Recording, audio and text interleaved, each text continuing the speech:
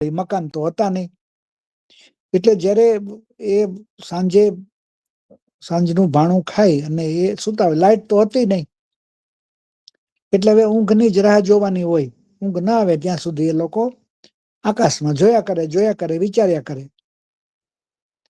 ત્યારે એમાંથી કોકને વિચાર આવ્યો કે આ બધી વસ્તુ કોને આધારે ટકેલી છે? આટલા બધા તારાઓ છે, આટલા બધા ગ્રહો નક્ષત્રો છે, એ કેવી રીતે કેમ ભટકાતા નથી, એકબીજાને અથડાતા નથી? એ કેવી રીતે એકબીજાથી જીવી જાય છે, એકબીજાથી સંતુલન કેળવે છે, સામંજસ્ય કેળવે છે, અને કેમ નુકસાનકારક બનતા નથી? એનું શું કારણ છે? ત્યારે ખબર પડી કે આ બધી ઘટમાળ છે, એ ઘટમાળનો ચલાવનારો કોઈ એક છે. સ્વર્ગમાં, અંતરિક્ષમાં, પૃથ્વીમાં બધી જગ્યાએ એવા એવા તત્વો આપણા ઋષિમુનિઓએ વિભાજન કરીને કહી દીધું કે આ તત્વો છે પ્રકૃતિના તત્વો છે, આ તત્વો છે એ યુદ્ધ વિદ્યાના તત્વો છે. એમ અલગ અલગ વિષય પ્રમાણે કહી દીધું. આપણે એ સમજવાનું કે આ બધા જે વિષયો છે એ વિષયોનો ક્રમ કયો? તો એનો પહેલો ક્રમ છે, લખો કે વેદમાં પ્રકૃતિ સૂક્તો આપેલા છે. એનો બીજો ક્રમ લખો, પેલા પ્રકૃતિ સૂક્તોમાં તમને જે યાદ આવે એ બધું લખવાનું. બીજા કેટલાક સારા મંત્રોને જેને આધારે વેદ છે સમૃદ્ધ છે, એ જેના જે સૂક્તો છે એ તત્વજ્ઞાનને લગતા સૂક્તો છે, દાર્શનિક સૂક્તો છે, જેને ઇંગ્લિશમાં કહેવાય ફિલોસોફિકલ હિમ્નસ. ફિલોસોફિકલ સૂક્તો છે.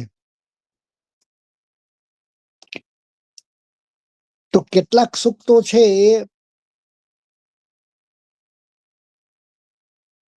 એ સૂક્તો છે એ સંવાદ સૂક્તો છે. એટલે એક પાત્ર બોલે, બીજું પાત્ર સાંભળીને પછી પાછું એ બોલે તો પેલો બોલનારો છે એ શાંત થઈ જાય. તો કેટલાક સૂક્તો છે એ આવી રીતે, આ બધા સૂક્તો ની વિશેષતા એ છે કે એ સૂક્તોમાં સંવાદ તત્વ છે, ડાયલોગ નો એલિમેન્ટ છે. અને જ્યારે યજ્ઞ પૂરો થાય ત્યારે જ્યારે પ્રસાદ લેતા હોય ત્યારે સામાન્ય વાતચીત થતી હોય, કઈ સત્યનારાયણની કથા ન ચાલુ હોય. સત્યનારાયણની કથા પૂરી થાય, પ્રસાદ આપી દે, પ્રસાદ આપવાનો પણ પૂરો થાય, પછી આપણે કેવું કે ગુરુજી આનો કયો અર્થ થતો હતો, આનો અર્થ આમ જ કેમ થતો હતો, તમે આવો અર્થ કેમ કર્યો? તો એ પછીની વાત છે. તો એના જે સૂક્તો છે સંવાદ સૂક્તો છે. એટલે એક પ્રકૃતિ સૂક્તો છે, બીજા છે સંવાદ સૂક્તો છે, ત્રીજા છે એ પાર્થિવ દેવતાઓના સૂક્તો છે. પાર્થિવ દેવતાઓ એટલે શું? દેવતાઓનું નામ છે અલગ અલગ, કારણ કે દેવતાઓની અલગ અલગ ક્રિયાઓ છે. યથા નામ તથા ક્રિયા, જે પ્રકારનું નામ એ પ્રમાણે ક્રિયા. યથા ક્રિયા તથા નામ, જે પ્રમાણે ક્રિયા છે એ પ્રમાણે નામ છે. એટલે એની અંદર સંવાદ સૂક્તો છે. બીજા કેટલાક સૂક્તો છે એ સૂક્તો છે આપરી સૂક્તો, એટલું લખજો ખાસ, આપરી. અનેકાનો આ અને પ્રતિજ્ઞાનો પ્ર, એને દીર્ઘઈ, આપરી સૂક્તો.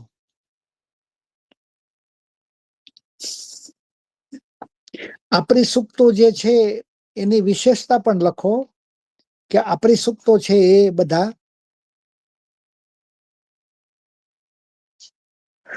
ત્રણેય લોકના દેવતાઓને પ્રસન્ન કરનારા સૂક્તો કહેવાય. આપરી સૂક્તોનું વિશેષણ ત્રણેય દેવતાઓને પ્રસન્ન કરે. એટલે સામાન્ય રીતે જોયું હોય તો કે કોઈ ધંધો ચાલતો હોય, એમાં પુરુષની પણ ભાગીદારી હોય ને સ્ત્રીની પણ ભાગીદારી હોય, બેયની ભાગીદારી હોય. તો એવી રીતે આપણી સૂક્તો છે એ આપણી સૂક્તોમાં સ્ત્રી દેવતા અને પુરુષ દેવતા એ બંનેની પ્રશંસા હોય. આપણી એટલે વખાણ કરવા. તો એ બંનેની એમાં પ્રસન્નતા તમને જોવા મળે.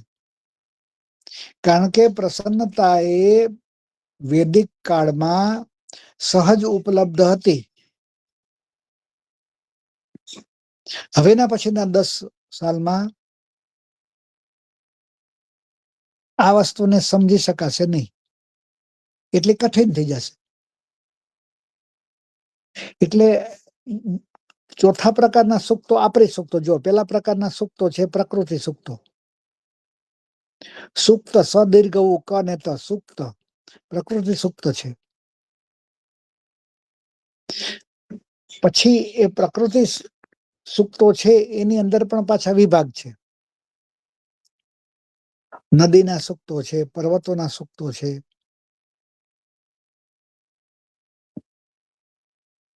એની અંદર લૌકિક સૂક્તો છે, એની અંદર ફિલોસોફિકલ છે.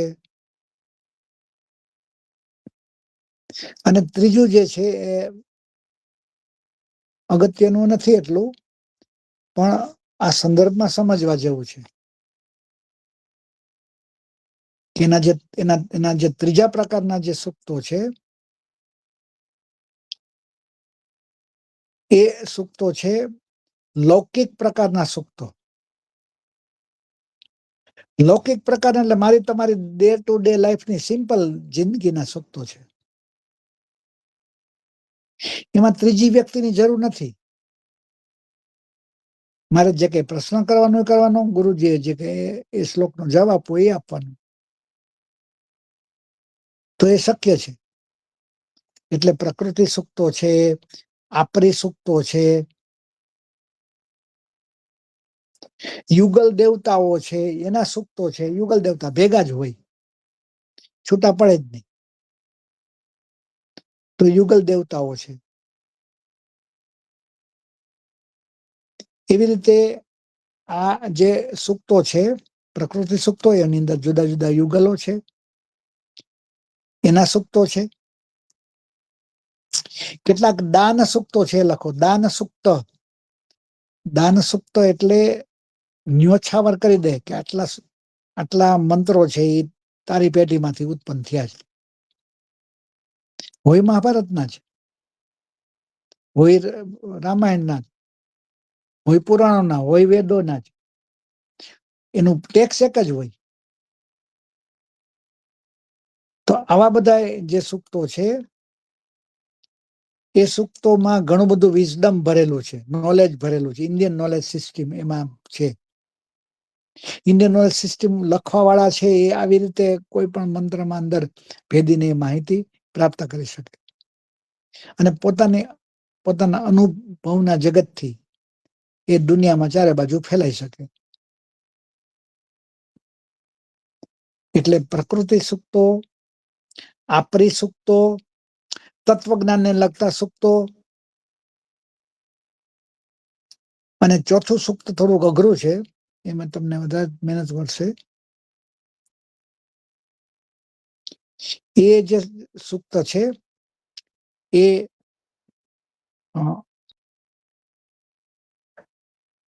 જુગારીઓનું સૂક્ત છે, પુરુષ સૂક્ત છે, તત્વજ્ઞાનનું સૂક્ત છે, વિજ્ઞાનનું સૂક્ત છે, ગૌ સૂક્ત છે.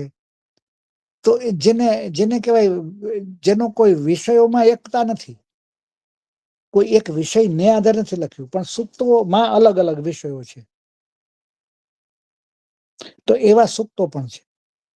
આપણને એમ થાય કે આ ઋષિમુનિ આવી સામાન્ય વાત કેમ કરી હશે, પણ પછી આપણે એનું ડીપ મિનિંગ કાઢીએ ત્યારે ખબર પડે કે આટલી બાબતો રહી ગઈ હતી, એને કહી દીધી છે. એટલે એવા કેટલાક વેદના સૂક્તો છે. એક સૂક્ત એવું છે કે એમાં એ દાન સ્તુતિનું છે સૂક્ત. દાન સ્તુતિ એટલે અન્નનું દાન, અન્નનો ગુણ અને એનું મહત્વ. એના ઋષિ છે ભિક્ષુ અંગિરસ છે. તો ભિક્ષુ અંગિરસના આવા દાન સ્તુતિના સૂક્તો છે. કેટલાક છે એ અક્ષસૂક્ત છે, જુગાર ન રમવા વિશેના. આપણે જે ઘણી બધી કુટેવ છે તો એ ન કરવા દેવા વિશેના. તો આની અંદર તમે વિભાજન કરી શકો. સૂક્તોમાં દેવોનું વિભાજન એવું લખો. સૂક્તોમાં દેવતાઓનું વિભાજન. તો પેલા લખો કે દ્યુ સ્થાનના દેવતાઓ. દ્યુ, DYU, દ્યુ. વિદ્યાર્થીનો દ્ય આવે ને એવો દ્ય કરવાનો, એને રસ્વ કરવાનો. એટલે દ્યુ સ્થાનના દેવતાઓ. દ્યુ સ્થાનના દેવતાઓ છે 8 છે. લખો 1 વરુણ. નંબર 2 પૂષણ, પણ દીર્ઘ પૂષણ. નંબર 3 મિત્ર, મિત્ર. નંબર 4 સવિતૃ, સવિતૃ. સવિતૃ એટલે સૂર્યનું જ એક સ્વરૂપ છે સવિતૃ. સૂર્યની અંદર જે વિસ્તરવાની શક્તિ છે, સવિતારહ પ્રસવિતારહ, એના ઉપરથી કહું છું કે જેમાં વિસ્તરવાની શક્તિ છે એમાં. એટલે આ રીતે સૂક્ત થયું ચોથું. પાંચમું દેવતા છે સૂર્ય પોતે, સૂર્ય. છઠ્ઠો દેવતા દ્યુસ્થાનનો દેવતા છે એ વિષ્ણુ, છઠ્ઠો. સાતમો અશ્વિનવ,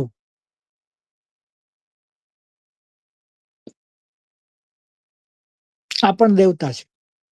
દેવોના સંપર્કમાં રહેનારા બધા દેવતા. અને 9મું છે ઉષસ. સફાડ્યો અને પછી સખોળો, ઉષસ.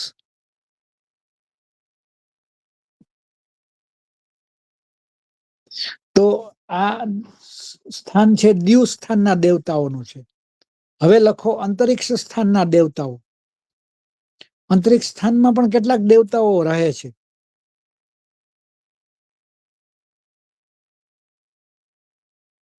એ અંતરિક્ષના સ્થાનના દેવતામાં પહેલો ઇન્દ્ર છે.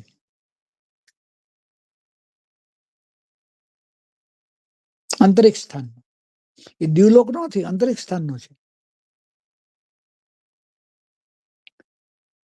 તો ઇન્દ્ર પછી બીજો દેવ છે ત્રિત આપત્ય. ત્રિત તખોળો, પછી તખોળો, પછી આપત્ય, ત્રિત આપત્ય.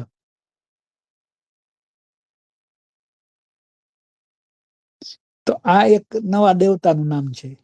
પછી અપામ નપાત, અપામ નપાત આ દેવતાનું નામ છે, જલ દેવતા જેને કહેવાય. પછી માતરિશ્વાન, માતરિશ્વાન એટલે વાયુ. પર્જન્ય એટલે વૃષ્ટિના દેવતા, પર્જન્ય.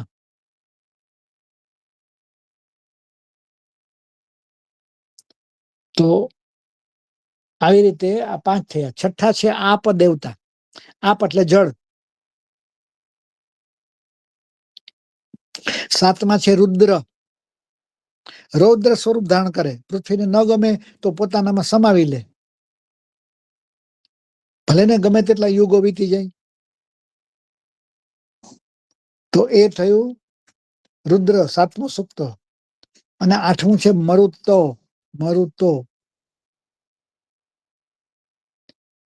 મરુત સૂક્ત છે એ 8મો નંબર છે. અંતરિક્ષમાં આ 8 દેવતાઓ છે. તો એ તમને યાદ હોવું જોઈએ. હવે એની સાથે પૃથ્વી સ્થાનના દેવતા. પૃથ્વી સ્થાનના દેવતા.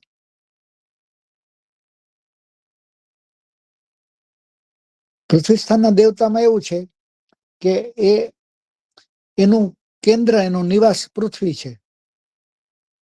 પેલું છે અગ્નિ, સ્વાભાવિક છે. અગ્નિ છે, પૃથ્વીનો દેવ છે. અગ્નિ વૈ પ્રથમો દેવ. અગ્નિ એ તો પહેલો દેવ છે. એટલે એ અર્થમાં સૂક્તનું નામ છે એ અગ્નિ દેવતા છે. પછી બીજા છે બૃહસ્પતિ. આ પૃથ્વી સ્થાનના દેવતા બૃહસ્પતિ.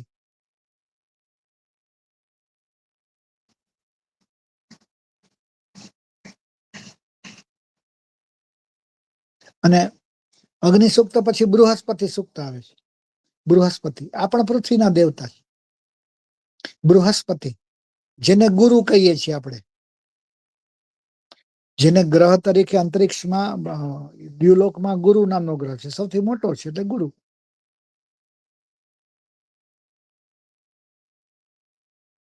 પછી ત્રીજા છે સોમ. સોમ છે દ્વારકા પાસે એક જગ્યા છે, નામ ભૂલી ગયો, ત્યાં સોમવલ્લી ખૂબ જ થાય છે.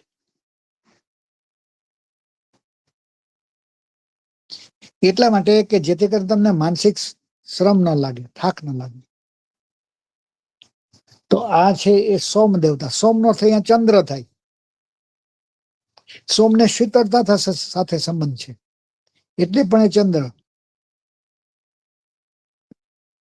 એટલે સોમ દેવતા. પછી છે ગૌણ બીજા દેવતાઓ કેટલાક, મુખ્ય દેવતાઓ અને ગૌણ દેવતાઓ. તો એવી રીતે બીજા કેટલાક ગૌણ દેવતાઓ પણ છે. એ ગૌણ દેવતાનું નામ સ્થાનિક પ્રમાણે અલગ અલગ, પણ તમને ખ્યાલ આવી જાય કે આ ગૌણ દેવતા છે, કારણ કે મુખ્ય નથી.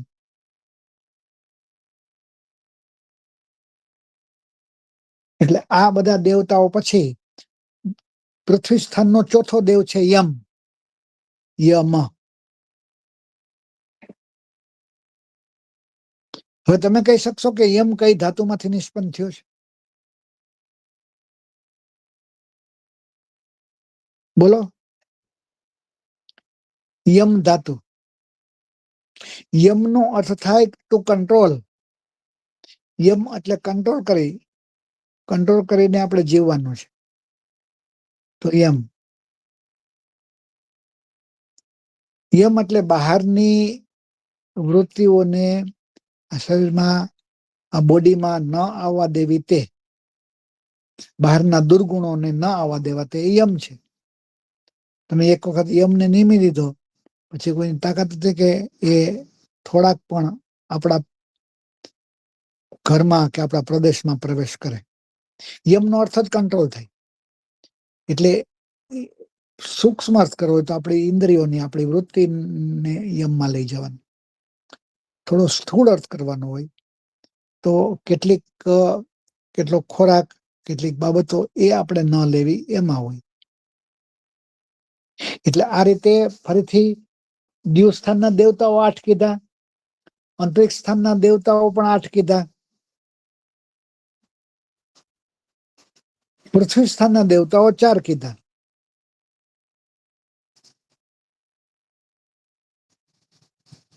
આમાં કોઈ પ્રશ્ન હોય તો બોલો પેલા, પછી હું બીજી એક વાત કરવા માંગુ છું. આ સ્થાન પ્રમાણે દેવતાઓ છે. દેવતાઓ આ સ્થાનમાં બિરાજમાન છે.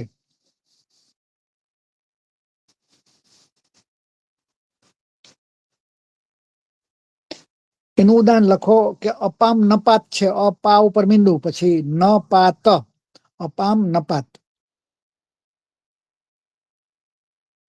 માની લો કે તમે આ અપામ નપાત છે તમારી પાસે છે, તો એ અપામ નપાત છે તે શું છે, શેના માટે છે? તો જ્યારે આકાશમાં એક પણ વાદળું ન હોય અને એ વાદળ વરસવા માંગતું હોય તો કોનાથી વરસશે? એ અપામ નપાત થી વરસશે.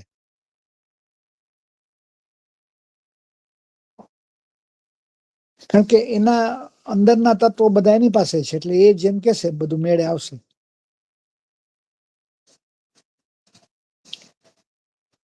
એટલે વીજળી છે,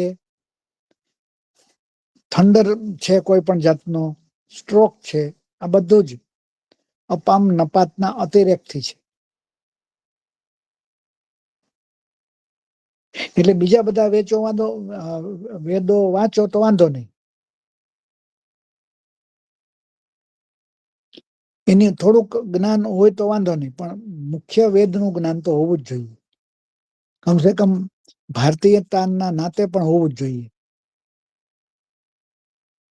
એટલે આ છે એ અપાન નપાત વીજળી ઉપર પડે તે, જેનો આપણા ઉપર કોઈ કંટ્રોલ નથી.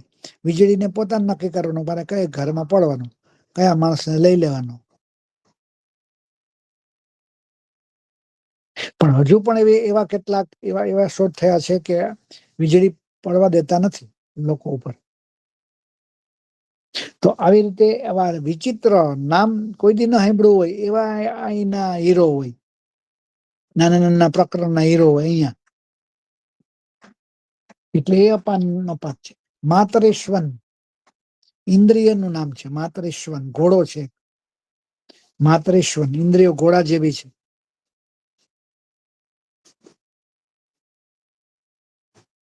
પછી જે આવે છે એ પર્જન્ય છે. પર્જન્ય છે વૃષ્ટિ ના વ્યવસ્થાપનનો દેવ છે. વૃષ્ટિની ઉત્પત્તિ વખતે કઈ કઈ બાબતો લેખકે ધ્યાનમાં રાખે છે એ છે.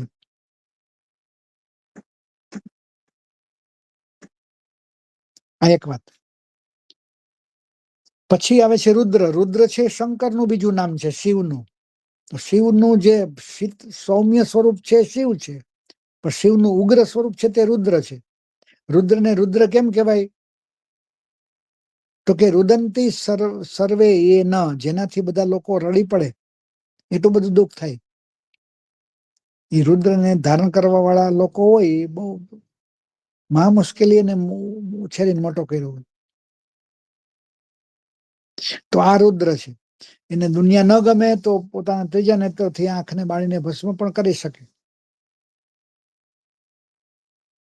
એટલે રુદ્ર એનો અર્થ તમારે ઉષ્ણ પ્રકૃતિના, પ્રચંડ પ્રકૃતિના શિવ એમ કરવાનું છે. તો આ વસ્તુ થઈ અંતરિક્ષના દેવતાઓની. અંતરિક્ષમાં પણ છે. અંતરિક્ષ એટલે સીધું અવકાશ નથી આવી ગયું. પૃથ્વીનું પણ થોડુંક વાતાવરણ છે જ એની પાસે, એ અંતરિક્ષ છે. અને પછી પૃથ્વી સ્થાનના દેવતાઓ, એમાં સૌથી મોટા દેવતાનું નામ છે અગ્નિ. તો એ પણ લખો કે વેદની અંદર એક ઇન્ફોર્મેશન લખો કે વેદમાં મહત્તમ પ્રમાણમાં, વેદોમાં મહત્તમ પ્રમાણમાં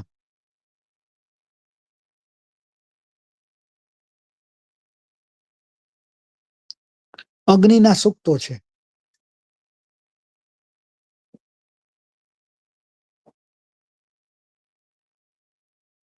એટલે અગ્નિ દેવતા એ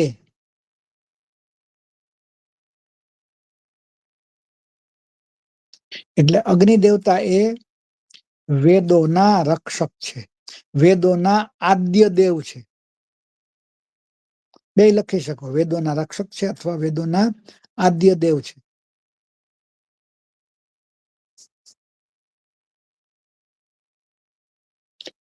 અગ્નિ એ વેદોનો પ્રત્યક્ષ દેવ છે. અગ્નિ એ વેદોનો પ્રત્યક્ષ દેવ છે.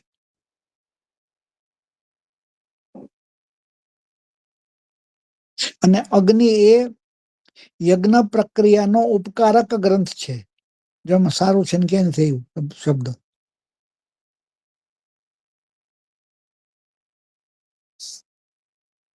આટલું સમજ્યા પછી આપણે યમ વગેરે બીજા ગૌણ દેવતાઓને સમજી શકીએ. એના વિશેના પણ મંત્રો છે. મુખ્ય કયા કયા મંત્રો છે તો એ લખો. 10મા મંડળનું 34મું સૂક્ત એ જુગાર ઉપર આધારિત છે. જુગારી એ કરેલો જુગાર અને એને કારણે કેટલો હેરાન થયો છે એના ઉપર આધારિત છે. તો આ પિક્ચર એ છે.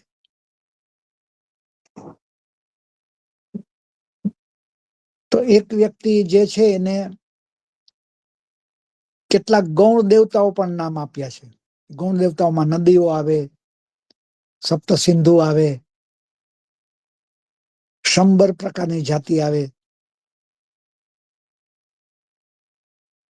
એની અંદર અથર્વાંગી રસો છે દેવતા.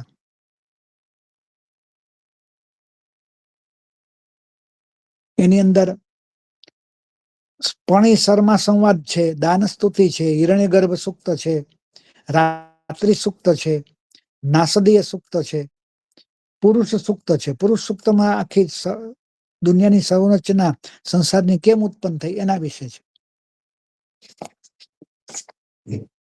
હવે આપણે એ પણ જોઈએ કે આવા વિષય વૈવિધ્ય છે તો એમાં બહુ ઓછા મંત્રો આપરી સૂક્તોના છે એવું લખો. વેદના જેટલા મંત્રો છે એમાંથી ઓછામાં ઓછા મંત્રો આપરી સૂક્ત ને આધારે રચાયેલા છે. આપરી સૂક્ત એટલે શું? તો કે દેવતાઓને પ્રસન્ન કરવા. પ્રસન્નતા કરવી એમ કોને કીધું? તો કે પ્રિય એટલે પ્રસન્ન કરવું. એટલે આપરી. આ એટલે ચારે બાજુ. ચારે બાજુથી બધા દેવતાઓ ભેગા થાય. ચારે બાજુથી આર્યો ભેગા થાય અને દેવતાઓનું સ્તવન કરે. આપરી સૂક્ત. આપરી સૂક્તમાં માગવાનું આવે. આપરી સૂક્ત એટલે માગે. અમને હે ભગવાન અમને આપ, અમને આપ, અમને આપ. એ આપરી સૂક્ત.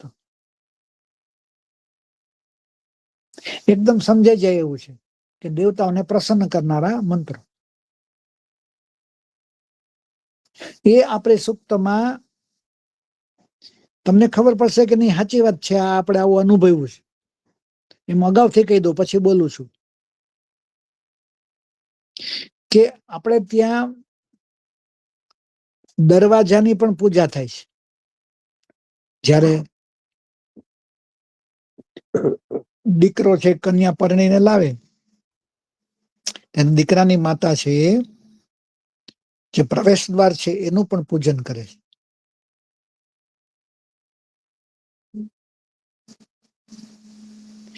એટલે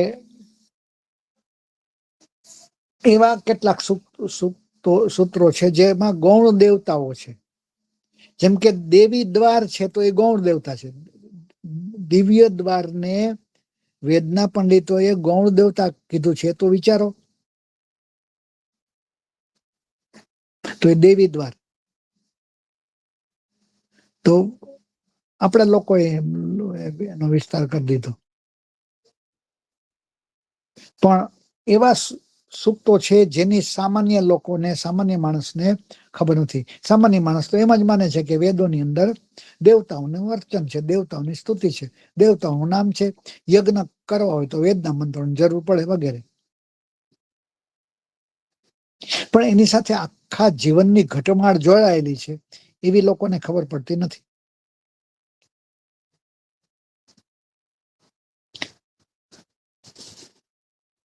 કેટલાક દાસ પ્રકારના પાત્રો છે, કેટલાક અંગીરસો છે, કેટલાક વૈરૂપો છે. વૈરૂપો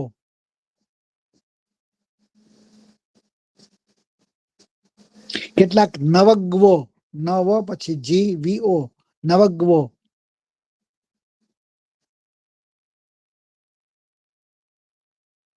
તો આવા જે તત્વો છે એની વાત છે. બીજા કેટલા આ થોડાક જે ઐતિહાસિક ને ભૌગોલિક ઉલ્લેખો છે. પણ બીજા કેટલાક છે સંપૂર્ણપણે નેગેટિવ. આપણું ખાઈને આપણાને આપણી થાળીમાં છેદ કરે એવા કેટલાક છે જે આપણી ભૂલ શોધતા હોય અને એમાંથી ને કઈક રસ્તો મળતો હોય. તો અમુક સૂક્તો છે પણીઓના, પણી એટલે ચોર, તો ચોરને ઉદ્દેશીને સૂક્ત છે કે એનો હીરો છે એ મોટો ચોર હોય, એ તો એનો હીરો છે સૂક્તનો. એ સૂક્તનું નામ છે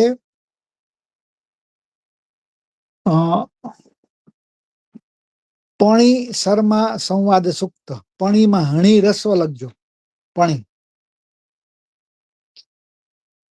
એમાં મુખ્ય પણ ધાતુ છે, પણ, હણ અડધો એ લખજો, પણ. પણ નો અર્થ થાય ખરીદવું. પણ એટલે ખરીદવું.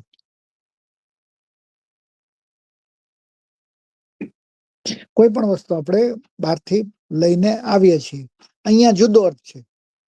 અહીંયા લઈ લેવું, જૂટવી લેવું, અપહરણ કરવું એવો પણ નો અર્થ છે. એટલે આમાં ઘણાના જન્મ ન થયા હોય એટલા વર્ષ પહેલા પણ આપણી બહુ સારી પરંપરા હતી એ વખતે પણ. કેટલાક લોકો છે એ ધર્મ ધ્યાનમાં એમાં જ રહે, કેટલાક લોકો એનાથી વિપરીત કાર્યો કરે અને નેગેટિવ લોકોનો પ્રતિકાર કરવામાં પોતાની જિંદગી પૂરી કરે. આને આધારે આ જે કેટલાક વિચિત્ર વિશેષ જે દેવતાઓ છે એને આધારે એક રિસર્ચ થયેલું છે. એ રિસર્ચમાં એવું નક્કી કર્યું, એ લોકોએ એવું વિચાર્યું કે આ વેદમાં જે છે એ બધું ચોખ્ખે ચોખ્ખું કહી દેવું, કઈ છાપ્યું નથી ને અધૂરું છે ને એવી રીતે નહીં, બધું પૂરેપૂરું લખાયેલું જ છે, ત્યારે જ એ વેદ તરીકે એની માન્યતા મળશે. તો એ જે પણીઓ છે એ મોંઘી મોંઘી વસ્તુ ખરીદે પોતાના પૈસે, પછી ઊંટની પોઠમાં બે બાજુ બાંધે, પછી રાજ પરિવારની સ્ત્રીઓ પાસેથી વિશ્વાસ જીતી લે. રાજ પરિવારની સ્ત્રીઓને અમુક વસ્તુઓ ગમે છે એટલે એ એને જે અમુક વસ્તુ ગમે છે એના ઉપર એ પોતાનો હક સ્થાપિત કરી દે છે અને વસ્તુ ચોરી લે છે.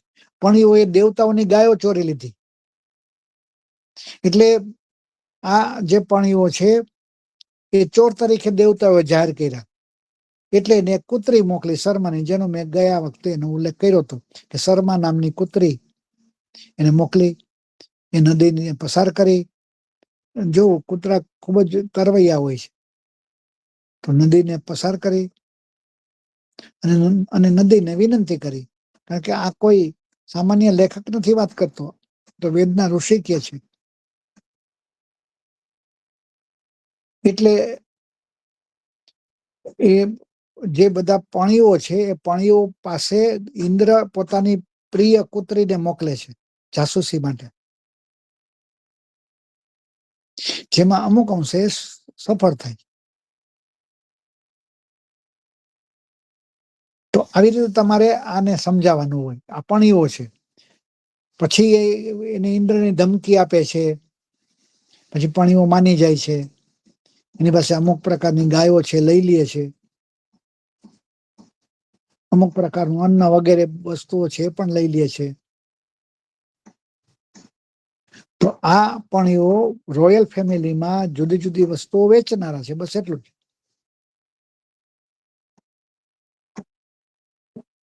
એ પણીઓ પછી આવે છે 100 પ્રકારના લોકો. 100 પ્રકારના લોકો આવે છે. એના પછી આવે છે અહી, નાગ પ્રકારના લોકો, અને પછી રાક્ષસ પ્રકારના લોકો. તો વેદની વિશેષતા વિશે આપણે લખી શકીએ કે વેદમાં જે અત્યારે વર્તમાન સમયમાં ભારતમાં છે તે બધું જ વેદમાં છે. વેદ એ જાણે કે આપણો સમકાલીન ગ્રંથ છે,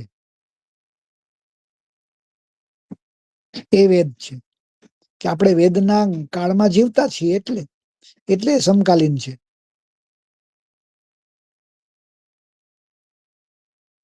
તો આવા અલગ અલગ દેવતાઓ, અહી નામનો દેવ છે એ કેમ કેવાય છે કે એ વાદળની આડો આવી જાય છે, એટલે આર્યો છે એને વરસાદનો લાભ મળતો નથી એના ખેતરોને, એટલે એ પાક ફેલ જાય. વળી બીજા વર્ષે વળી પાછો આડો રહી જાય. પછી છેલ્લે બધા આર્યો જનક પાસે ગયા.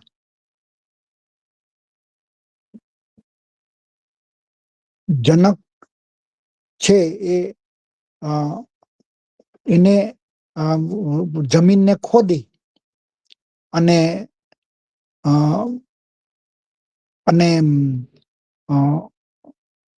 વૃષ્ટિ યજ્ઞ, જલવર્ષા યજ્ઞ કરાવ્યો અને ત્યાંથી સીતાનો જન્મ થયો.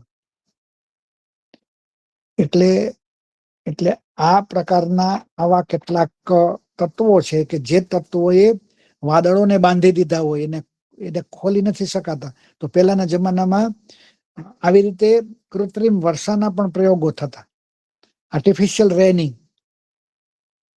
કે વાદળની આડો એક રાક્ષસ આડો આવી ગયો છે, તો અત્યારે જમાનો રાક્ષસને ન સમજે, પણ કોઈ એવી એરર આવી ગઈ છે, કોઈ એવું તોફાન આવી ગયું છે, કોઈ એવી ઘટના બની છે કે જેથી કરીને આ વખતે પૂરતા પ્રમાણમાં વરસાદ નહીં પડે વગેરે, અથવા પડશે એમ. તો એવા જે અહી પ્રકારના, સાપ પ્રકારના જે રાક્ષસો છે, એની સામે કેવા હાથે કામ લેવું, એ બધું આ વેદોની અંદર છે. તમને એમ લાગે કે વેદની અંદર ભગવાન ભગવાન ભગવાન જ હશે, દેવતાઓની વાતો જ હશે, પણ દેવતાની વાતો એને સાયન્ટિફિક રીતે મૂકી છે, વૈજ્ઞાનિક રીતે મૂકી છે, બીજું સંસ્કૃત સાહિત્ય એને અનુસરે એવી ભાષામાં મૂકી છે. એટલે આ બધા જે છે દેવતાઓ, એની વાત કરી, 3 પ્રકારના દેવતાઓની વાત કરી. આ બધું તમે લખી લીધું હોય તો સારું કહેવાય, લખતા રહેજો. દિવસ્થાનના દેવતાઓની વાત કરી, અંતરિક્ષ સ્થાનના દેવતાઓની વાત કરી, પૃથ્વી સ્થાનના દેવતાઓની વાત કરી, કેટલાક નેગેટિવ દેવતાઓની વાત કરી, કેટલાક પ્રકૃતિના તત્વોમાં બનેલા દેવતાઓની વાત કરી, અને હવે છેલ્લા પ્રકારનું જે છે એ લખો સામાજિક પ્રકારના સૂક્તો, સોશિયલ અવેરનેસ માટેના સૂક્તો. આ છેલ્લો પ્રકાર છે. આ પણ આ વાત પણ થોડાક સૂક્તો છે. તો એ જે સૂક્તો છે એને કહેવાય સામાજિક સૂક્તો અથવા લૌકિક સૂક્તો. સામાજિક સૂક્તો અથવા લૌકિક સૂક્તો.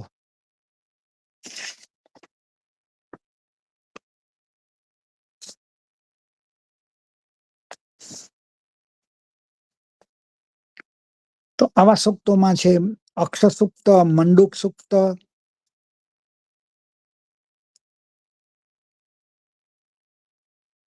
નદી સૂક્ત, પૃથ્વી સૂક્ત, આવા કેટલાક લૌકિક સૂક્તો છે. અરણ્યની સૂક્ત, અરણ્ય પ્રકૃતિ સૂક્તમાં આવે, લૌકિકમાં આવે. અરણ્ય જંગલ. તો આ રીતે તમારે વિભાજન કરવાનું છે વેદોનું, કે એમાં આવા આવા સૂક્તો છે. એ પછી એની સ્ટોરી મેળવવા પ્રયત્ન કરવાનો, કે તમે જે રાષ્ટ્રમાં રહ્યો છો, જે દેશમાં રહ્યો છો, જે દેશના પુસ્તકો ભણો છો, એ પુસ્તકો તમને મોઢે નથી. એટલે આ રીતે છે. પછી લખો વેદના ભારતના ભાષ્યકારો, વેદના ભારતના ભાષ્યકારો. એના નામ લખો. સ્કંદ સ્વામી ભારતના ભાષ્યકાર છે, સ્કંદ સ્વામી. સાયણાચાર્ય, સાયણાચાર્ય.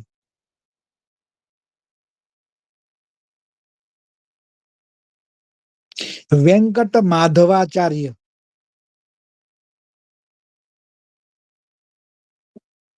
વેંકટ માધવાચાર્ય.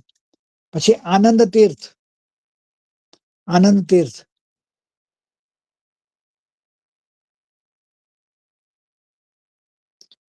પછી છે આત્માનંદ,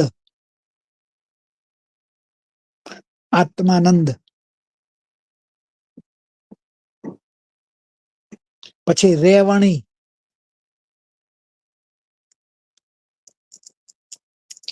એમાં એ છે હકીકતમાં આ છે ને એ જે એને લોકો રાવણ કહે છે, એ રાવણ છે, રાવણ એને લોકો રાવણ કહે છે. કારણ કે લખો રાવ નો અર્થ થાય રડાવવું, રાવ એટલે રડાવવું, એટલે રાવણ, રેવન દક્ષિણ ભારતમાં. એને પણ વેદ ઉપર કેટલાક થોડાક ભાષ્યો અમુક અંશે લખ્યા છે. રાવણ પણ વેદ નો પંડિત હતો. કેટલાક વિદ્વાનો એમ કે છે કે આ રામાયણ વાળો રાવણ અલગ ને આ રાવણ અલગ, તો વળી એમ કે છે કેટલાક વિદ્વાનો. રેવન, રાવણ, રાવણ. પછી દયાનંદ સરસ્વતી,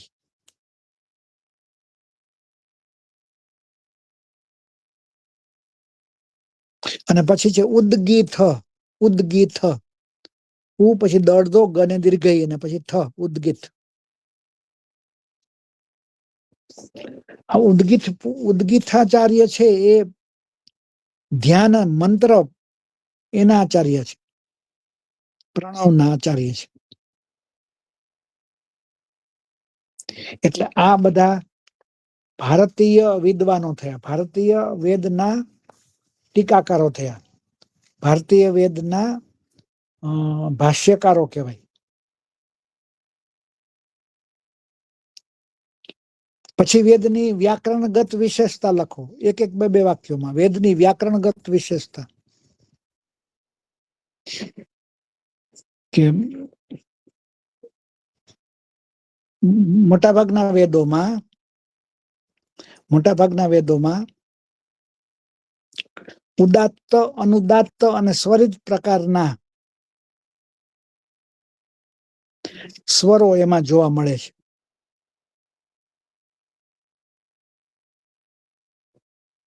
ઉદાત્ત, અનુદાત્ત અને સ્વરિત. એ પણ લખો કે આ રચનાથી આપણે મૂળ સંસ્કૃત તરફ આવી શકીએ. આવી રચનાઓથી મૂળ સંસ્કૃત તરફ આપણે આવી શકીએ. એટલે હજારો વર્ષ પહેલા કેવી રીતે લોકો ઉચ્ચારણ કરતા હશે, એ આ ઉદાત્ત અનુદાત્ત સ્વરિતની પ્રક્રિયાથી આપણે એ બધું જ પકડી શકીએ. કારણ કે ત્યારે મશીન તો નહોતા, રેકોર્ડિંગ નહોતું થતું. તો ઋગ્વેદમાં વર્ષો પહેલા જે રીતે મંત્રનું ગાન કરતા, અત્યારે જ કેમ એવી રીતે જ મંત્રનું ગાન કરે છે. તો એનું કારણ છે.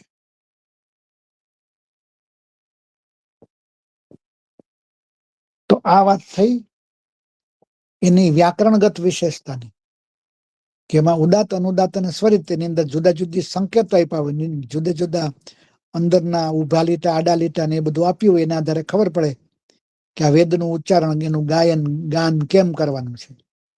ખોટા છંદથી ગાન કરો તો એટલું યજમાનને નુકસાન થાય. વેદની જે ખાસ વિશેષતા એ છે કે વેદમાં એક નવા પ્રકારની ક્રિયા છે, જે સામાન્ય વ્યાકરણમાં નથી મળતી. એવી એક નવા પ્રકારની ક્રિયાની વ્યવસ્થા છે.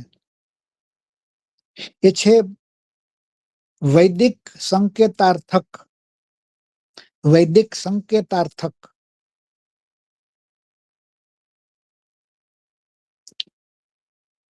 ઇંગ્લિશમાં કહેવાય વૈદિક સબજંક્ટિવ.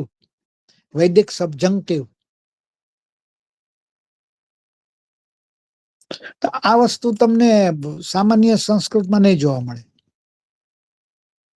અમુક વેદમાં જ જોવા મળશે. એટલે એને આધારે વેદના પંડિતોએ જોયું કે વર્ષો પછી પણ વેદમાં કોઈ વિકાર ન આવવો જોઈએ. વેદમાં કોઈ એક વર્ણમાં પણ વિકાર એમાં વિકૃતિ ન આવવી જોઈએ, ફેરફાર ન થતો હોવો જોઈએ. હજારો વર્ષ પહેલા જેમ બોલતા આવે છે, જેમ લખતા આવે છે, એમ જ લખવાનું, એમ જ બોલવાનું.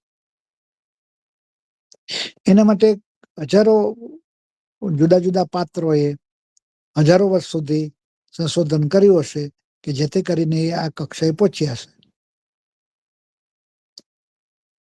એટલે આ રીતે વેદના વિષયોનું વિભાજન કરી દીધું કે એમાં કેટલા પ્રકારના છંદો છે, કેટલી શાખાઓ છે. શાખાની એક વખત વાત કરી દીધી હતી, પાછું કરું. એની 5 શાખા છે. એક શાકલ શાખા, એક બાષ્કલ શાખા, એક આશ્વલાયન શાખા, એક શાંખાયન શાખા. જો પાછું બોલું છું, શાકલ એ શાકલ્ય મુનિ એક બનાવેલી છે, એટલે શાકલ શાખા. બાષ્કલ બનેકાનો બા ફાડ્યો અડધો, બાષ્કલ. આશ્વલાયન,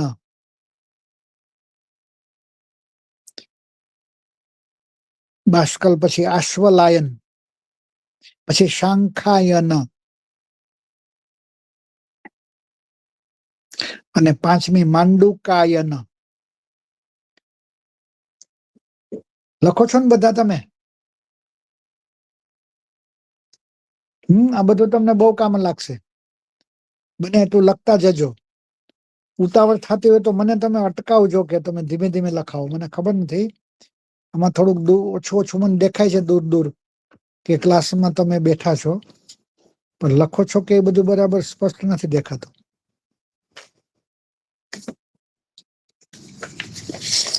બધું પરીક્ષામાં પૂછાય એવું ટૂંકમાં જ કહું છું આ બધું, તોય કેટલું બધું લાંબુ થાય. ઋગ્વેદના ઋત્વિક નું નામ હોતા છે. ઋગ્વેદનો જે યજ્ઞ કરનાર છે ઋગ્વેદનો, એને હોતા કહેવાય.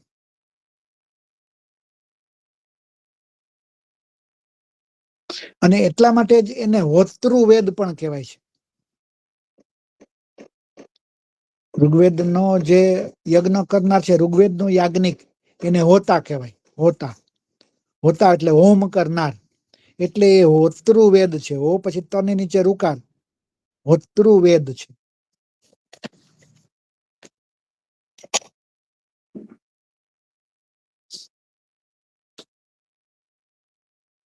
આયુર્વેદ છે એ ઋગ્વેદ નો ઉપવેદ છે. આયુર્વેદ એ ઋગ્વેદ નો ઉપવેદ છે. એટલે આયુર્વેદ કેમાંથી જન્મ્યું? તો કે આયુર્વેદ છે ઋગ્વેદ માંથી જન્મ્યું.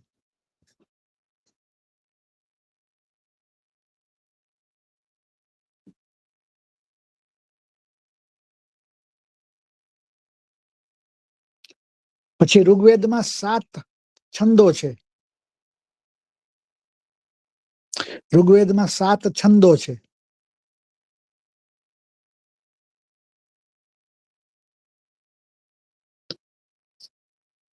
પછી લખો, ઋગ્વેદના 2 બ્રાહ્મણ ગ્રંથો છે. ઋગ્વેદના બ્રાહ્મણ ગ્રંથોની સંખ્યા 2 છે. એક ઐતરેય બ્રાહ્મણ, ઐતરેય બ્રાહ્મણ,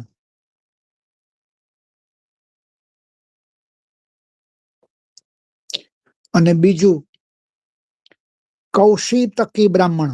શ ફાડ્યો અને દીર્ઘઈ, પછી તલવારનો ત અને ક ને રસ્વઈ, કૌશિતકી. કેમ લખાય ભૂલ ન થાય એટલે અગાઉથી બોલી જાઉં છું. કને કાનો બે માત્ર, શ ફાડ્યો દીર્ઘઈ કૌશી ત, અને ક ને રસ્વઈ કૌશિતકી.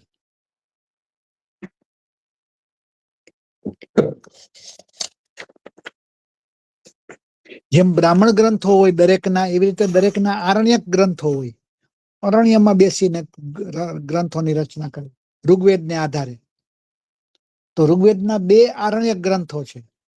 એક લખો ઐતરેય આરણ્યક, ઐતરેય.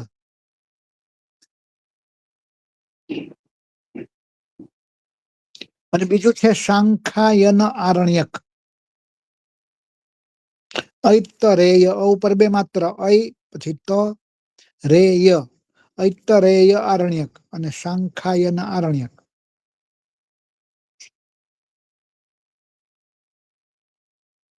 આ 2 એના આરણ્યક ગ્રંથો છે. હજુ લખો 2 એના ઉપનિષદ ગ્રંથો છે. ઋગ્વેદ ને આધારે રચાયેલી 2 ઉપનિષદો. રચાયેલા ઉપનિષદો નહીં, રચાયેલી ઉપનિષદો. એક છે ઐતરેય ઉપનિષદ, ઐતરેય ઉપનિષદ. અને બીજી ઉપનિષદ છે એ છે કૌશિતકી ઉપનિષદ. કૌશિતકી ઉપનિષદ.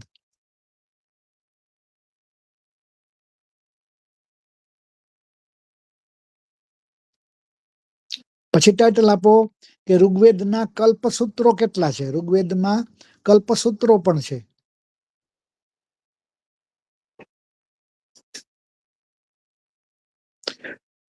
હવે આપણે પેલા લખો કલ્પ એટલે શું.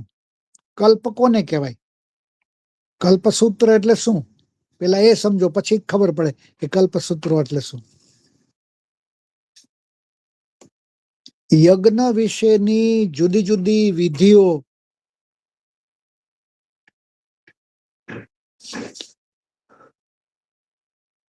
યજ્ઞ વિશેની જુદી જુદી વિધિઓને જે સમજાવે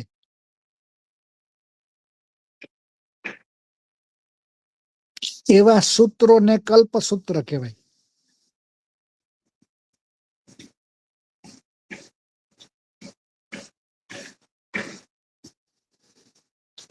એક કલ્પસૂત્રના 4 પ્રકાર છે. 4 પ્રકારના કલ્પસૂત્રો છે. નંબર 1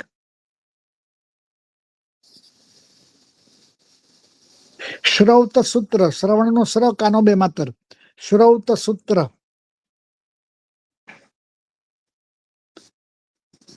નંબર 2 ગૃહ્ય સૂત્ર, ગૃહ્ય સૂત્ર.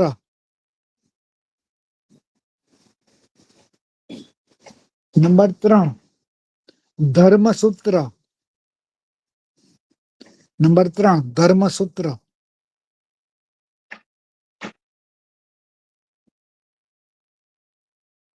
અને નંબર 4 શુલ્વ સૂત્ર. રસ્વ કરજો, મીંડાવાળો શ, શુલ્વ સૂત્ર.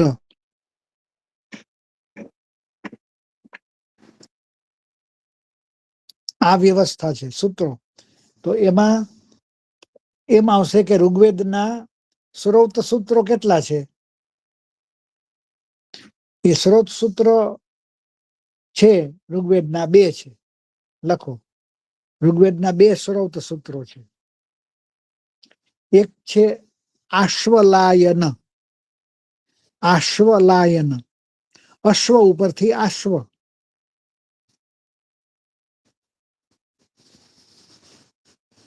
પછી બીજું શાંખાયન, શાંખાયન.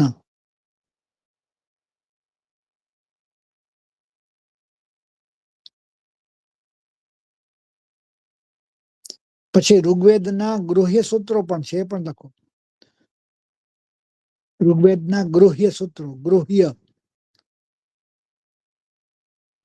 ગ્રહસ્થીને લગતા સૂત્રો. એ 3 ગૃહ્ય સૂત્રો છે. આશ્વલાયન ગૃહ્ય સૂત્ર,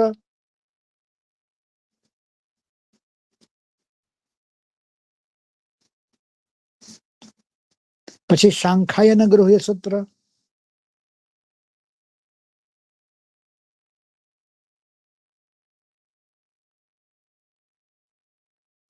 અને ત્રીજું છે કૌશિતકી ગૃહ્ય સૂત્ર.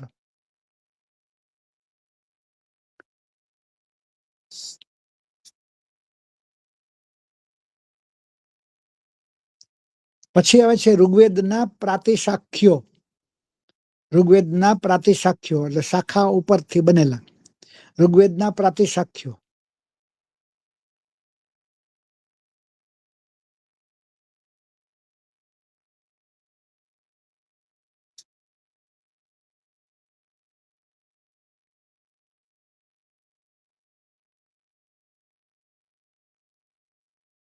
એ પ્રાતિશાખ્ય એક જ ઉપલબ્ધ છે, એવું લખો. ઋગ્વેદનો એક જ માત્ર પ્રાતિશાખ્ય ઉપલબ્ધ છે, એ છે ઋક પ્રાતિશાખ્ય.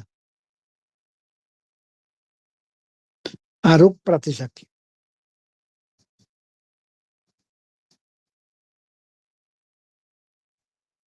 એ એકમાત્ર પ્રાતિશાખ્ય ઋગ્વેદનું છે, એમ લખજો. પછી છેલ્લે આવે છે ઋગ્વેદના શિક્ષા ગ્રંથો. ઋગ્વેદના શિક્ષા ગ્રંથો. ઋગ્વેદના 2 શિક્ષા ગ્રંથો છે.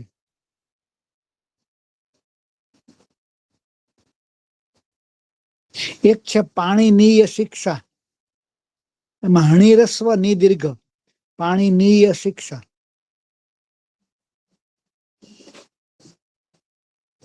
અને બીજું છે એ વશિષ્ઠ શિક્ષા.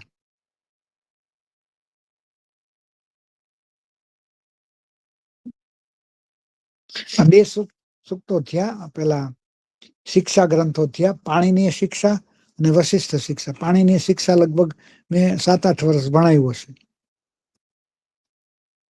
એનાથી આપણે વ્યાકરણની ભૂલો ઓછી થાય. આપણે જ કરેલી ભૂલો આપણને પકડાઈ જાય, આપણે બરાબર સાચા રસ્તે જવું પડે.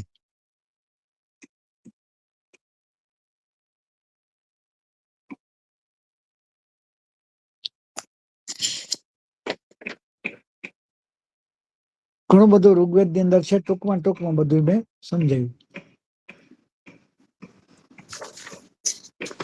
આમાં કઈ પ્રશ્ન હોય તો બોલો.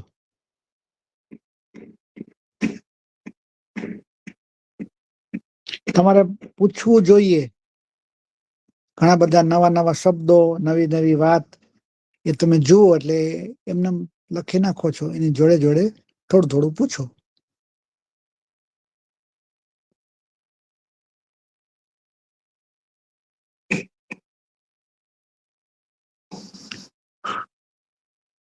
ચલો, તમે પ્રશ્ન પૂછશો તો મને ખબર પડશે કે તમે વાંચવા લખવા વાળા છો.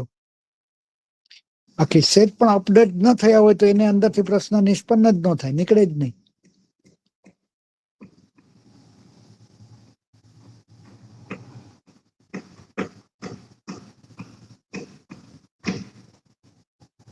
ચાલો, બોલશે કોઈ?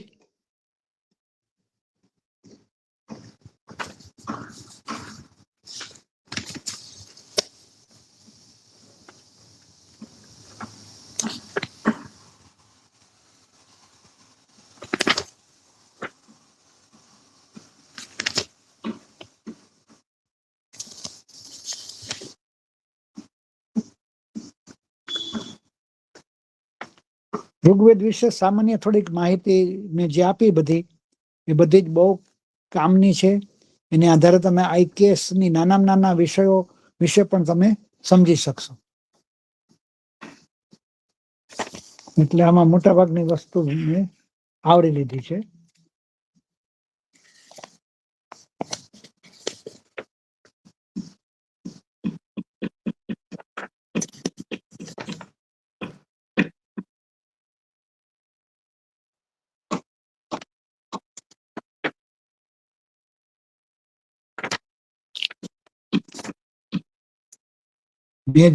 હું જે બોલ્યો ને એમાંથી કોઈ શબ્દ કે એના વિશે કોઈ શંકા હોય, લખવામાં કઈ તકલીફ હોય તો કયો પાછું, તો થોડોક સમય છે એમાં આપણે ક્લિયર કરાવી દઈએ.